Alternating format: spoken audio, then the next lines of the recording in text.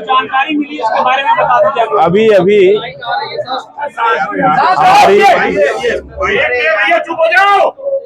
अभी हमारे अधिवक्ता पीएन मिश्रा जी से बात हुई है। उन्होंने बताया कि हम हमारे दूसरे अधिवक्ताओं के मंडल के साथ न्यायालय में आपका पक्ष हम लोगों ने रखा, जिसका नेतृत्व गुप्ता जी ने किया और विस्तार से न्यायालय में चर्चा हुई। दोनों पक्षों ने अपनी अपनी दलील रखी और न्यायालय ने ये कहा कि हम फैसला रिजर्व कर रहे हैं और शेल नॉट बी अरेस्टेड, जो अरेस्टमेंट की कार्यवाही है उसको उन्होंने रोक दिया है कि गिरफ्तार नहीं किया जाना चाहिए। गुरुजी, इस फैसले को आप लोग कैसे देखते हैं, क्योंकि आप लोग ऐसा है कि वहां पर हम लोगों ने जो दलील रखी वो इस बात की दलील थी कि ये मुकदमा झूठा बनाया गया है। निश्चित रूप से न्यायाधीश को ये बात हमारी जो वहाँ पर रखी गई थी इसमें बल दिखाई दिया होगा, तभी तो उन्होंने इस तरह का एक निर्देश प्रदान किया है। इसलिए हम आरंभ से कह रहे थे कि हमारा काम है जो बात जैसी है उसको न्यायाधीश के सामने ठीक से रखना। हम लोगों ने रखा और आप देखिए कि न्यायाधीश ने जो वर्डिक्ट दी है, जो एक आदेश पारित किया है, उससे ये पता चलता है कि वो समझ रहे हैं कि इस मामले को बनावट बना करके रखा गया है।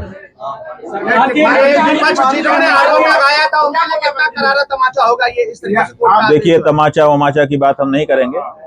हम तो ये कहेंगे कि हम लोगों ने वहाँ पर अपनी बात रखी, न्यायाधीश ने उसको सुना, सुन करके समझा उसकी प्रकृति को।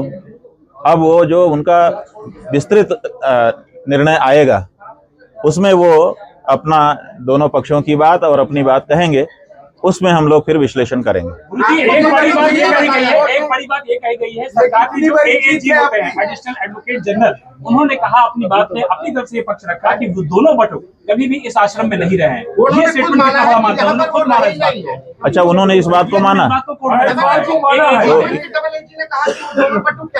नहीं रहे। देखिए, अभी तक जितना बड़ा प्रचार किया जा रहा था कि आश्रम में बटुकों का शोषण, गुरुकुल में बटुकों का शोषण और इनके यहाँ ये होता है, ये जो बात चलाई जा रही थी उसको तो जो एजी हैं उन्होंने ही समाप्त कर दिया। उन्होंने ये कह दिया कि इस आश्रम में ये बटुक नहीं रहे। हम लोग पहले से कह रहे थे कि हमारे यहाँ वो नहीं रहे। आज वो बात जनता के सामने साफ साफ प्रमाणित हो गई। तो ऐसी परिस्थिति में जो कहानी बनाई गई थी वो तो पूरी तरह से ध्वस्त हो गई। ये भी कहा गया वो तो बच्चे वो हरदोई में संस्थागत छात्र रहे हैं और परीक्षा दे रहे हैं। अभी गुरुजी, कोर्ट ने ये भी कहा जुबिनल में क्यों नहीं है वो जो आरोपी है, हाई कोर्ट ने ये कहा है कि जो उनके अंडर में है ब्रह्मचारी के, वहां से जुवेनाइल कोर्ट जो है बच्चों को उनके कस्टडी में दिया जाए। ये देखिए, ये आज जो हाई कोर्ट ने कहा है, यही कार्यवाही पहले दिन से थाने में जब वो गए थे सूचना लेके वहां होनी चाहिए थी।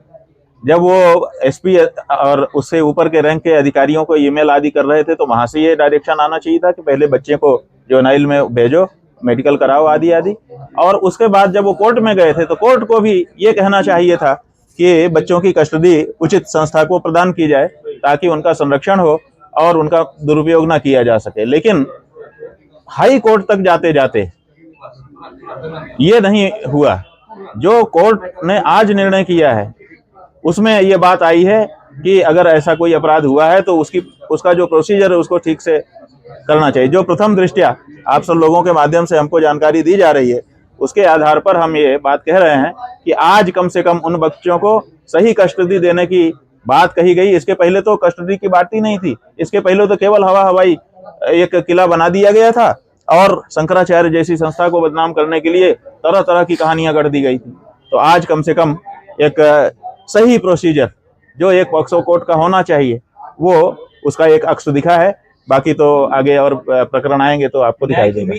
कि जो इन्फॉर्मर थे शिकायतकर्ता जी महाराज की ओर से एक अधिवक्ता ऑनलाइन जुड़ी हुई थी। बाकी सब मामलों में वो स्वयं अपना बहस करते हैं इन पर्सन, लेकिन आज उन्होंने एक महिला अधिवक्ता को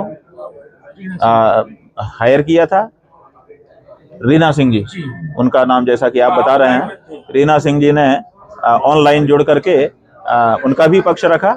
ऐसा नहीं है कि उनको नहीं सुना गया, उनको भी सुना गया और उसके बाद ये निर्णय हुआ। क्या गुरुजी 182 के तहत आप जाएंगे कार्रवाई के लिए? कई मौकों पर ऐसा देखने को मिला, जो देखने वाले हैं बता रहे हैं कि रीना सिंह जी ने, जो शिकायतकर्ता की अधिवक्ता थी, बीच बीच में कई मुद्दों पर अपना पक्ष भी रखा और विरोध भी किया। उनको पूरा मौका दिया गया, ठीक है को थी। लेकिन जो परिस्थितियां हैं ऐसी हो गई हैं कि अपने भाई पे लोग भरोसा नहीं कर पा रहे हैं कि कब क्या हो जाएगा, इसलिए कहना कठिन था। लेकिन हम लोग इसीलिए अपनी बात न्यायाधीश के सामने कहने के लिए तैयार थे कि कहीं से तो हमने आपको दोपहर में बताया था कि देखिए, सारा अमला एक तरफ से भ्रष्ट नहीं हो सकता, सब लोग एक तरफ से किसी के कब्जे में नहीं हो सकते। इसलिए कहीं ना कहीं कोई ना कोई तो होगा जिसके अंदर धर्म जागृत होगा, कहीं तो कोई होगा जिसके अंदर न्याय जागृत होगा, कहीं तो कोई होगा जो सही और गलत को रेखांकित करके परिभाषित करेगा। तो कहीं ना कहीं कोई ना कोई होता है, इसलिए अपना संघर्ष जारी रखना चाहिए और कहीं पर थोड़ी बहुत इधर उधर बात आ जाए तो उतने से घबराना नहीं चाहिए। आप देखिए, पूरे देश का जो हिंदू समुदाय है वो बहुत आहत था कि ये क्या हो रहा है। लोगों के मन में तरह तरह की आशंका कुशंका पैदा होने लगी थी। ऐसा लगने लगा था कि हमारे गुरु ने कुछ गड़बड़ी की है। आज कम से कम प्राइमा फेसी ही सही, प्रथम दृष्टया ही सही, कम से कम ये बात न्यायालय के माध्यम से देश की जनता को, हिंदुओं को, और जो भी सच्चे न्याय के पक्षधर लोग हैं, चाहे वो दूसरे भी धर्मों में क्यों ना हो, कम से कम उनको पता तो चला है कि नहीं, कहीं ना कहीं सुनवाई होती है और कहीं ना कहीं न्याय होता है। गुरुजी, एक मानी जाएगी कि पहली ये जिद जो है आप जो करते आ रहे हैं, जो चीज आपने कही थी, पहली बात तो आपने ये कहा था कि जुलम ले जाने चाहिए बच्चों का, दूसरी आपने कहा कि कभी भी बटुक यहाँ पर आए नहीं। उन दोनों बातों पर आज मोहर लगी। आज जो है बिल्कुल सही है आपका कहना। हमने आरंभ से दो बातें कही थी कि देखिए, जो कुछ हुआ है, क्या हुआ है कौन जानता है, कहाँ क्या हो रहा है, हम सब चीज का तो जानकारी लेके बैठे नहीं, किसके साथ किसने क्या कब क्यों किया, ये सब अलग बात है। हमारे साथ उन बच्चों का क्या कनेक्शन है वो बताइए। तो आज न्यायालय में जो सरकारी वकील हैं उन्होंने ही खड़े होकर के कह दिया कि नहीं, ये बच्चे वहां पढ़ते लिखते नहीं है, इनसे वहां लेना देना नहीं है। तो एक बात साफ हो गई।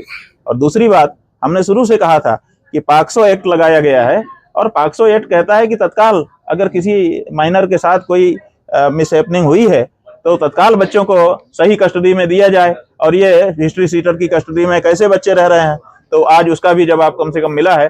जब न्यायाधीश ने पूछा कि बच्चे कहाँ हैं, जवाब नहीं दे पाए, कह रहे हैं कि परीक्षा दे रहे हैं बच्चे, रेगुलर परीक्षा दे रहे हैं। तो ये जो बात है, हरदोई के, कोई हरदोई जिला है, उस जिले के किसी विद्यालय में संस्थागत छात्र होकर के वो परीक्षा दे रहे हैं और कहानी बनाई जा रही है कि हमारे आश्रम में हमारे साथ रह रहे हैं और हम उनको बात नहीं करने दे रहे हैं किसी से। उस दिन 18 तारीख को मौका मिल गया तो हम भाग गए। तो ये एक ऐसी झूठी कहानी बनाई गई थी। आज कम से कम इस बात की तसल्ली है कि जब न्यायालय में बातचीत हुई, और सबसे अच्छी बात यह है कि न्यायालय में जो बातचीत हुई वो ऑन कैमरा, माने ऑनलाइन था। बहुत सारे लोग, हजारों लोग देश के, वो उसको कार्यवाही को देख रहे थे। पक्ष की भी दलीलें देख रहे थे, प्रतिपक्ष की भी दलीलें देख रहे थे, जो प्रमाण दिए जा रहे थे वो भी देख रहे थे। और सारी बात, और न्यायाधीश ने लगभग 1 घंटा सवा घंटा लगा करके इसको सुना और सुन करके बिना कोई जल्दबाजी के पूरे प्रकरण को ठीक से समझा और तब जाकर के फैसला दिया है। गुरुजी, जब ये बात सामने आ गई, न्यायालय के सामने किसी भी सीडी और लैपटॉप की बात भी नहीं कही, जो बात फैलाई जा रही थी। हाँ, ये स्वामी जी याद दिला रहे हैं कि क्योंकि इन्होंने पूरी कार्यवाही देखी, हम तो पूजा और संध्या में लग गए थे तो हम पूरी कार्यवाही देख नहीं पाए। थोड़ी सी शुरू की देखी, उसके बाद हमको स्नान करना था, संध्या करनी थी, पूजा करनी थी, तो हम उसमें चले गए। ये कह रहे हैं कि बाहर जो बार बार कहा जा रहा था कि ये सीडी है, वो लैपटॉप है और ये है, उसका भी मामला खत्म हुआ, क्योंकि वो भी अगर होता सचमुच तो न्यायालय को प्रस्तुत कर दिया जाता कि साहब ये देखिए, बल्कि दिखा ही दिया जाता कि इसका ये अंश बहुत जरूरी है, इतना तो कम से कम 2 मिनट, 1 मिनट, आधा मिनट देख ही लीजिए ताकि आपको पता चल जाए, लेकिन ऐसा कोई ना तो कोई सीडी दिखाई गई, ना तो कोई लैपटॉप दिखाया गया। इसका मतलब है कि ये मीडिया ट्रायल चलाया जा रहा था शंकराचार्य के विरुद्ध और कोर्ट के बाहर ही फैसला कर दिया जा रहा था। आज कम से कम इस प्रवृत्ति पर न्यायालय ने अंकुश लगा दिया। लैपटॉप में दिखाए गए 20 बटुकों की बात जो पहले कर रहे थे वो भी नहीं कही गई। यही नहीं, जो बात कही जा रही थी कि 20 बटुक हैं, अगर वो 20 बटुक थे तो आज उनको पेश कर देते, आज मौका था। पहले वो 2 को भी नहीं पेश कर, इसलिए ये भी बात, अब देखिए अभी तो ये एक आर्डर आया है, अभी इसको देखते हैं। मानहानि जो की गई है उसके बारे में भी विचार किया जाएगा। मानहानि भी हुई है और बहुत लोगों को ठोकर भी लगी है, तो जिनको ठोकर लगी है सब लोग अपनी तैयारी कर रहे हैं, वो भी अपना इस पे करेंगे। साहब ने फौरी तौर पर क्या आपको बताया है कि क्या हुआ है? वकील ने कहा कि हम लोगों ने आपका पक्ष न्यायालय में ठीक से रख दिया। न्यायालय ने वो बड़ी शांति के साथ हमारे पक्ष को सुना। फिर जो सरकारी पक्ष था, अभियोजन पक्ष, उनको भी विस्तार से उन्होंने सुना, सबको पूरा समय दिया और अंत में उन्होंने कहा कि ये जो आप लोगों ने हमको अपना आर्गुमेंट बहस सुनाई है, इसको हमने सुन लिया है, हम अपना फैसला रिजर्व कर रहे हैं और जो उसका ऑपरेटिंग पोर्शन है जिसके लिए आप आए हैं, शेल नॉट बी अरेस्टेड, गिरफ्तारी की बात नहीं है, ये उन्होंने कहा है। बाकी आप सहयोग